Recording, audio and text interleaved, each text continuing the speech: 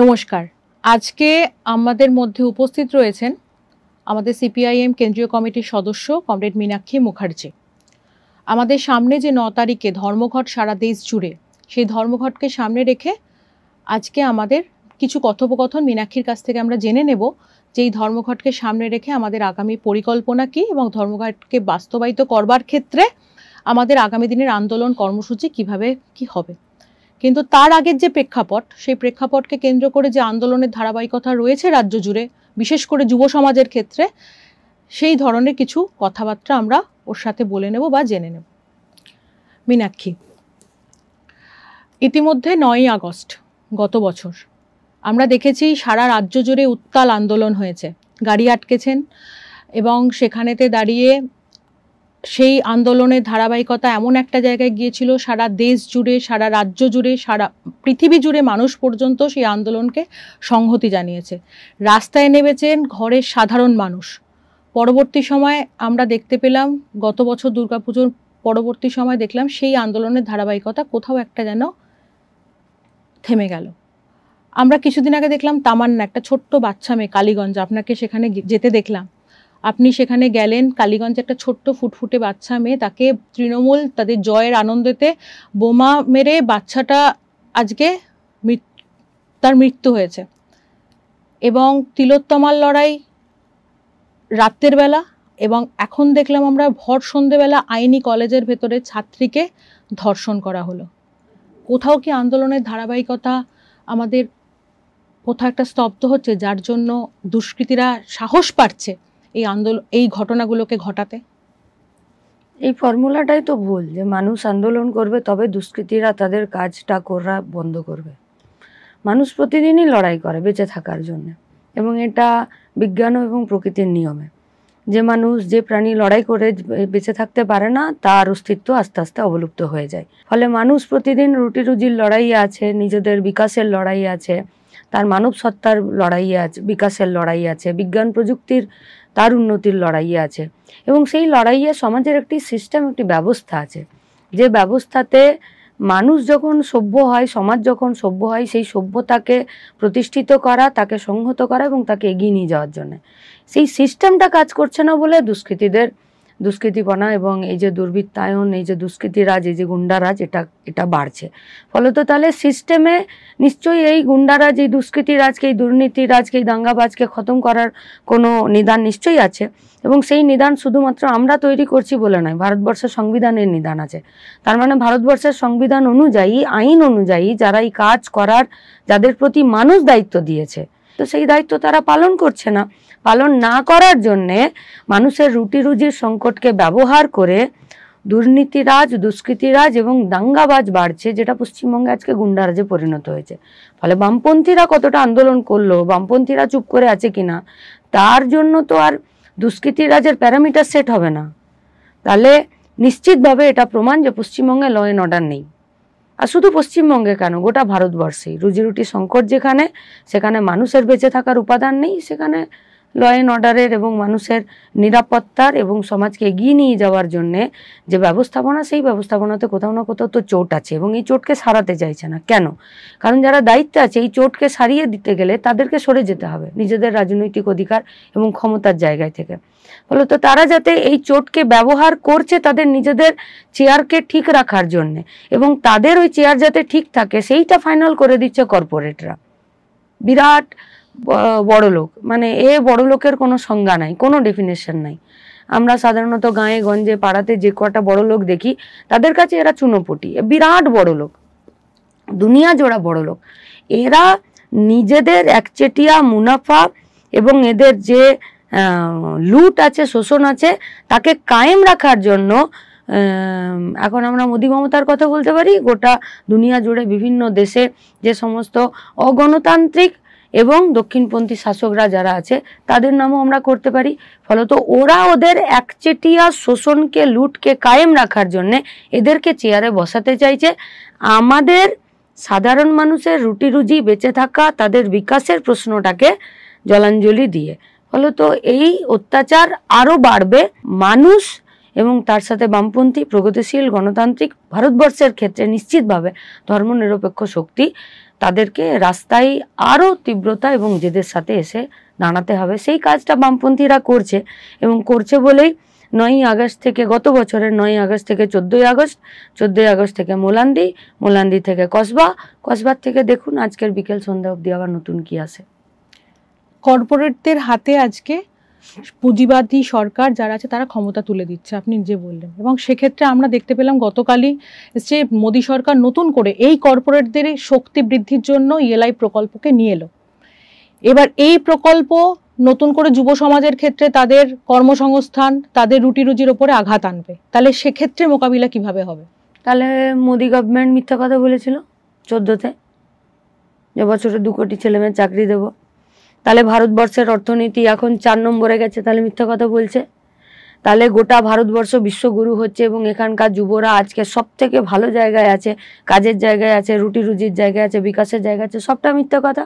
তাহলে তার ইএলআই প্রকল্প এই কথাই বলছে যে শ্রমকে গায়ে গতরে খাটার যে শক্তি আছে, সেই ক্ষমতাকে যাতে হাটে কম পয়সায় বেচে দিতে পারে তার জন্যই ব্যবস্থা। একটা বেকারদের মজুদ বাহিনী করা, তার সঠিক দাম না দেওয়া, সঠিক দাম যদি না দিতে হয় তাহলে ওই যেটা প্রথম প্রশ্নে আপনার বলেছিলাম যে একচেটিয়া পুঁজির যে লুট আছে সেই লুটকে বজায় রাখার জন্যে, এবং এটা গোটা পুঁজিবাদের সমস্যা। এ সমস্যা আরও বাড়বে। এই ইএলআই বলুন, পশ্চিমবঙ্গের সিভিক ইন্টার্ন নিয়োগ বলুন, লোন দেওয়ার কথা বলুন, মাইক্রো ফিন্যান্সে গ্রামের পর গ্রাম, পাড়ার পর পাড়া দখল করে নেওয়া বলুন, এ থেকে এই সংকট থেকে বেরোনোর কোনো রাস্তা নেই। এই সংকট থেকে বেরোনোর একমাত্র রাস্তা আছে যে সব মানুষকে তার নিজের যোগ্যতা অনুযায়ী একটা কাজের ব্যবস্থা করে দেওয়া, এবং তার প্রয়োজন মতো তাকে একটা কাজের জায়গা দেওয়া, এবং তার একটা নির্দিষ্ট দাম নির্ধারণ করা। এবং সেখানে যদি কোথাও কোনো রকমের আঘাত আসে, সরকারকে মানুষের নির্বাচিত জনপ্রতিনিধি, মানুষের ট্যাক্সের দ্বারা পরিচালিত জনপ্রতিনিধিরা, সিস্টেমরা, এই সিস্টেম মানুষের খাওয়া পড়ার সিস্টেমকে, বেঁচে থাকার সিস্টেমকে যাতে প্রোটেক্ট করতে পারে তার ব্যবস্থা করা। ফলে তো ওইটা তারা করবে না, তারা একচেটিয়া পুঁজিপতির যারা আছে, যারা মালিকরা আছে, তাদের পক্ষে দাঁড়াচ্ছে। ফলে তো যদি সরকার, জনপ্রতিনিধি এবং মানুষের ট্যাক্সের টাকার দ্বারা পরিচালিত সিস্টেম যদি পুঁজিপতিদেরকে, একচেটিয়া মালিকানাদের, তাদের মাথার উপর ছাতা ধরে, তাহলে ছাতা তো গরিব মানুষের উপরে, খেটে খাওয়া মেহনতি মানুষের উপরে, যুবদের উপরে, মহিলাদের উপর থেকে ছাতা তার সরেই যাবে। আর মাথার উপরে ছাতা সরে গেলে কিন্তু যে আক্রমণটা হয়, সেই আক্রমণটার যে আঘাতটা সেটাও যেমন বেশি হয়, এবং তার পাল্টাটা যখন হয় সেটাও মারাত্মক হয়। আমরা ওই পাল্টাটার জন্য অপেক্ষা করছি। মানুষ নিজেদের প্রয়োজনে রাস্তায় প্রতিরোধের জায়গা থেকে ঘুরে দাঁড়াবে। তাহলে এই পাল্টাটা দেওয়ার জন্য আর একটা প্রশ্ন আপনার কাছে রাখবো। আমরা বেকারদের কথা বলি, কিন্তু কাজ করার ক্ষেত্রে দেখা গেছে একজন 7,000 টাকা মাইনেরও কাজ করছেন, 8,000 টাকা মাইনের কাজ করছেন, সকালবেলা 8টার সময় বেরোচ্ছে, রাত্রিবেলা 10টার সময় ফিরছে। সেই অংশের যারা বেকার বা সেই অংশের যারা যুব, তারা যে প্রকৃত অর্থে সরকারের কাছে তাদের যে দাবিটা নিয়ে যে চাকরিটা তাদের পাওয়ার কথা ছিল তারা যে পাচ্ছে না, তাদের প্রকৃত অধিকারটা তারা যে বুঝতে পারছে না। অনেক বেকার আছে তাদের নিজেদের অধিকার সম্পর্কেই সচেতন না, তাহলে সেই সচেতনতা করবার ক্ষেত্রে আমাদের কি ভূমিকা থাকবে? বুঝতে পারছে না এমনটা নয়, উপায় নেই। যেমন ধরুন আরজি করে মেয়েটি ধর্ষিতা হয়ে খুন হয়ে গেল, পুলিশ এবং প্রশাসনিক লোকজন তাকে প্রোটেক্ট করে ডেড বডিটা পুড়িয়ে দিল।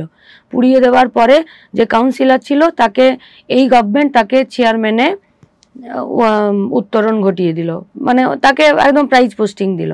যিনি সন্দীপ ঘোষ ছিলেন ওই মেডিকেল কলেজের প্রিন্সিপাল, তিনিও যা যা কুকীর্তি করেছেন তার জন্য তাকে সাসপেন্ড করলো না, তার জন্য তার কোনো শাস্তি হচ্ছিল না, শুরুর দিকে তাকেও প্রাইজ পোস্টিং দিয়ে দিল।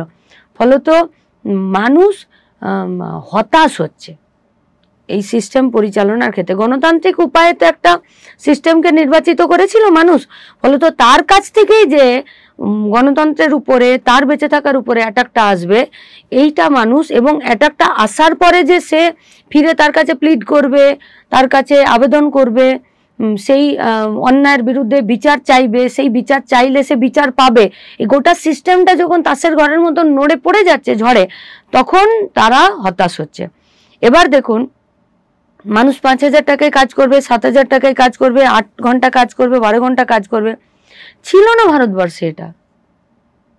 এবং যাতে না থাকে তার জন্য স্বাধীনতার আগের থেকে ভারতবর্ষে বিভিন্ন সময় শ্রমিকদের লড়াই আন্দোলন এবং শ্রমিকদের লড়াই আন্দোলনের সঙ্গে সাধারণের লড়াই আন্দোলন এটা যুক্ত হয়ে তাদের শ্রমকে সুরক্ষা দেওয়ার জন্য ভারতবর্ষের সংবিধানে একটার পর একটা আইন হয়েছে।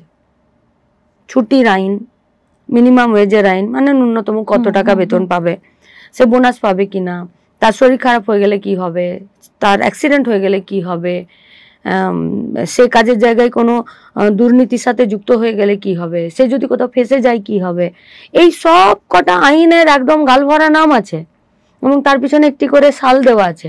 বেশির প্রথম দিকের কয়েকটা সাল স্বাধীনতার আগে, তার পরবর্তীকালে সব কটা যতগুলো সাল আপনি দেখবেন সব কটা স্বাধীনতার পরে, এবং সব কটা সালের পিছনে একটি করে গল্প আছে। সেই সময়ে শ্রমিকদের লড়াই আন্দোলন গোটা দেশ জুড়ে তীব্র হয়েছে, পশ্চিমবঙ্গের ভূমিকা সেখানে কম নেই। রেলের স্ট্রাইকে মিশাতে তাদের নাম জড়িয়ে যাওয়ায় দিনের পর দিন তারা ঘর ছাড়া, লুকিয়ে থাকা, পরিবার না ডাকা, কিন্তু তারা রেলের কর্মী। এই লড়াইয়ে পশ্চিমবঙ্গের প্রাক্তন মুখ্যমন্ত্রী জ্যোতি বসু তিনিও এই রেলের এই আন্দোলনে ছিলেন। ফলত একটা বিরাট আন্দোলন লড়াইয়ের মাধ্যমে আমার খেটে খাওয়ার এবং আমার খাটার যে অধিকার, আমার যে খাটার যে দাম, তাকে প্রোটেক্ট করার জন্য আইন তৈরি হয়েছিল।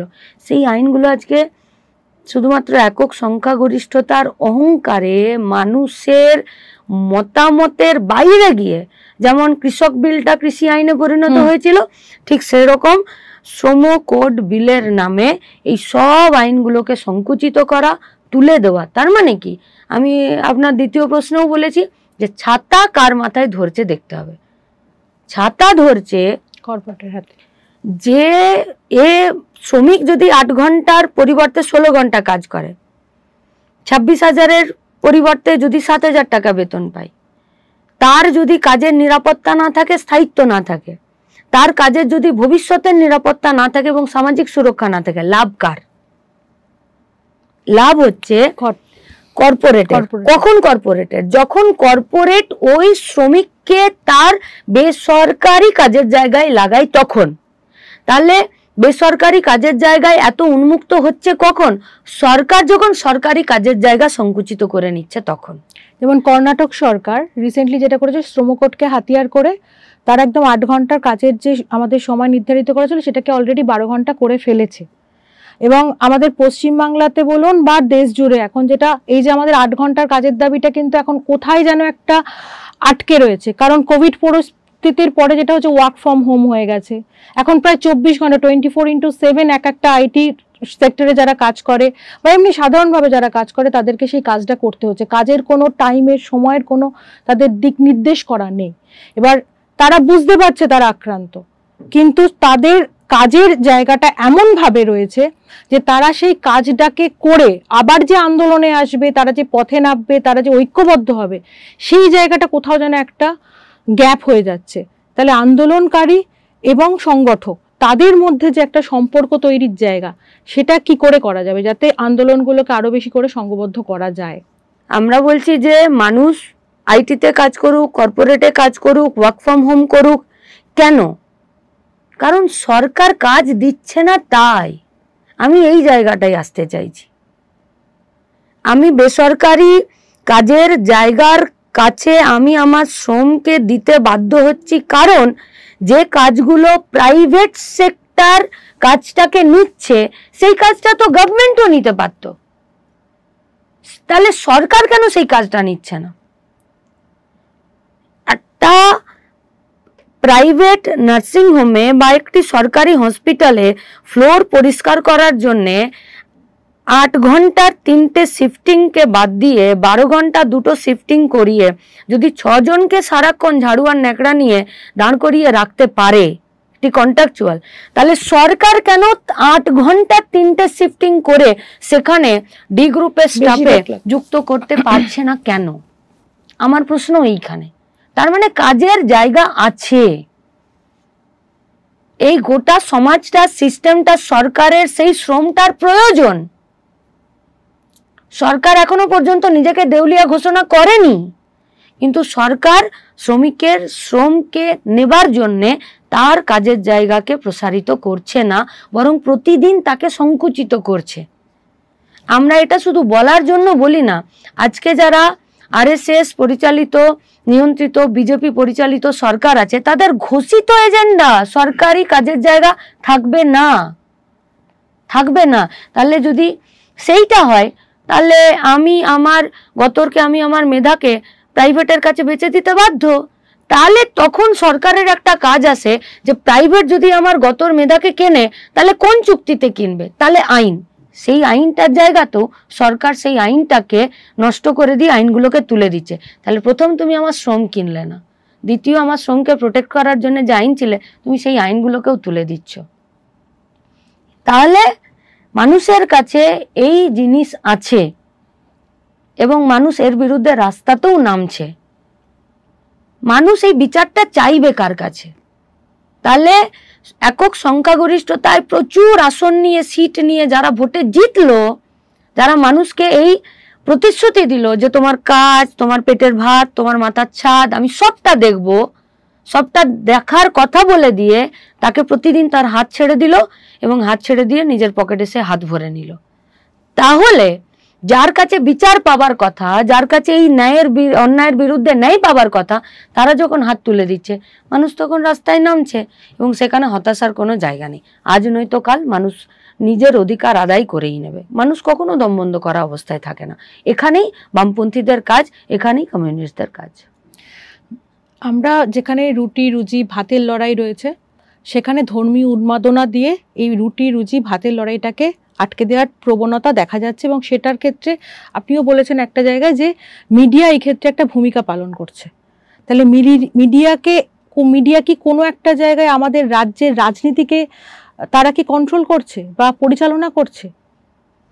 রুটি রুজির সংকটটা এত তীব্র না, যে যেখানে ধর্ম, মিডিয়া, ফেক ক্যাম্পেন, এই সবগুলো প্রতিদিন মানুষের মগজটাকে দখল করার চেষ্টা করছে, কিন্তু এগুলো সব সাময়িক। কখনোই ফেক ক্যাম্পেন, ভুল খবর, তথ্য, একটি প্রচার মাধ্যম, একটি ধর্ম, এরা শেষ কথা বলে না। মানুষের মগজ শেষ কথা বলবে এবং সেটা সবসময় প্রগতির দিকে এবং একটি পজিটিভ দিকে কথা বলে এবং মানুষের মাথাকে বুঝতে এবং ভাবতে বাধ্য করে মানুষের প্রয়োজন এবং মানুষের পেটের খিদে। ফলত কমিউনিস্টরা, বামপন্থীরা যে ইস্যুতে, যে দাবিতে, যে বিষয়ে তারা যে লড়াইয়ের জায়গাতে থাকে, সেটাই তো হচ্ছে পেটের ভাত, হাতের কাজ, তার জন্যে এবং লুটের বিরুদ্ধে, শোষণের বিরুদ্ধে। ফলত মানুষের মগজ এমন একটা জিনিস যে ওই এককোষী অ্যামিবা থেকে আজকে 5Gর যুগে চলে এসছে। অর্থাৎ মানুষের মগজকে বিশ্বাস করতে হবে, ভরসা রাখতে হবে এবং সমবেত চিন্তার উপরে ভরসা রাখতে হবে।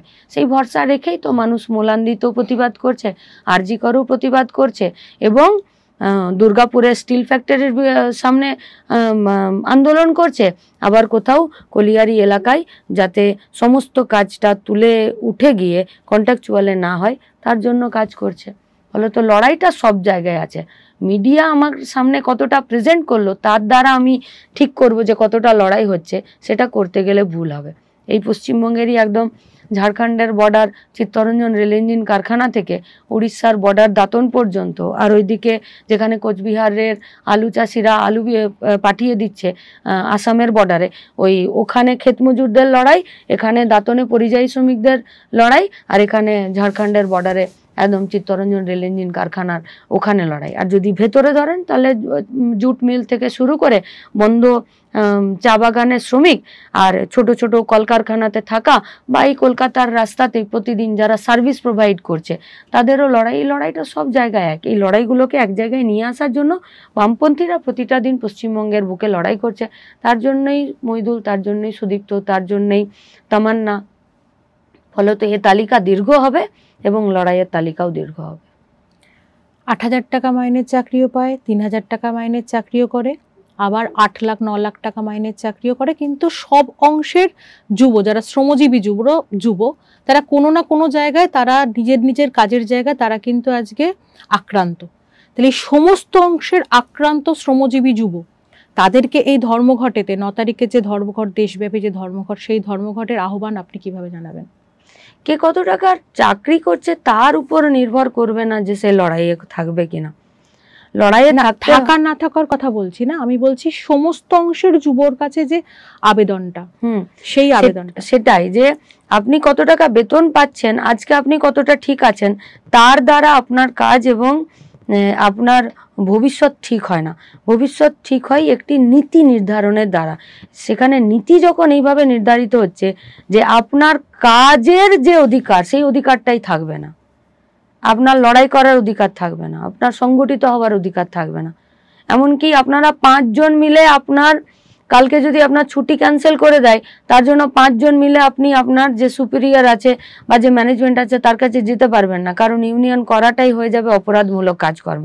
ফলত যে আইন আপনাকে আপনার সংগঠিত হওয়ার অধিকারকে খর্ব করে, তাকে উল্টো দিকে নিয়ে যায়, যে আইন আপনাকে আপনার কাজের ঘন্টা, কাজের মজুরিতে আপনার কথা বলার অধিকারকে কেড়ে নেয়, সেই আইন ভবিষ্যতে আরও বিষাক্ত, বিপজ্জনক হবে এবং তার বিপজ্জনক ছায়া শুধুমাত্র ওয়ার্কারদের উপরে, শ্রমিকের উপরে থাকবে না, গোটা পশ্চিমবঙ্গের সাধারণ মানুষের উপরেও যাবে। ফলত যে কোনো পরিস্থিতিতে সবথেকে কঠিন এবং বলিষ্ঠ লড়াই দেয় যুব সমাজ।